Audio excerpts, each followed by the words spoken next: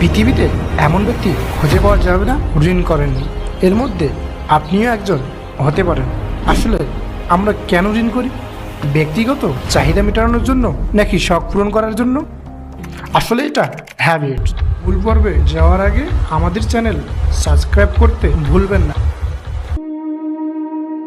ঋণে জর্জরিত জীবন কখনোই সুখের হতে পারে না।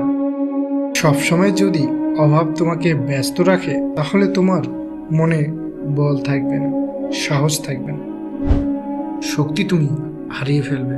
যদি কারো নিকট হতে টাকা নিয়ে থাকো, কিংবা কেউ যদি তোমার কাছে কিছু পায়, তাহলে সে যতই ছোট লোক হোক না কেন, তার সামনে তোমার একটু সংকোচ বোধ হবে। জীবনের এ অবস্থা বড় পীড়াদায়ক, বড় বিরক্তিকর। তোমার ভিতরে যদি মনুষ্যত্ব থাকে, তাহলে নিজেকে এই লজ্জাজনক অবস্থার ভিতরে টেনে এনো না। একদিন সন্ধ্যাকালে এক অপরিচিত রমণী এক ব্যক্তির ঘরে প্রবেশ করেছিলেন।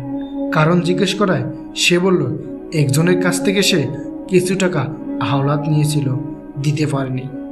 রাস্তায় তার সঙ্গে দেখা হবে এই ভয়ে সে একটু সরে দাঁড়িয়েছে। যদি তোমার অবস্থা এমন হয়, তবে সে কত দুঃখের হয় বলো দেখি। তোমার হাতে যদি পয়সা কড়ি না থাকে, তবে মানুষের দুঃখের সামনে তোমাকে বোকার মতো দাঁড়িয়ে থাকতে হবে। এক ভদ্রলোক এক সময় তার যা কিছু ছিল সব এক বিপদগ্রস্ত মানুষকে দিয়ে নিজেই বিপদে পড়েছিলেন। জীবনকে যদি স্বাধীন করতে চাও, তাহলে কিছু জমাও, অল্প হলেও জমাতে থাকো।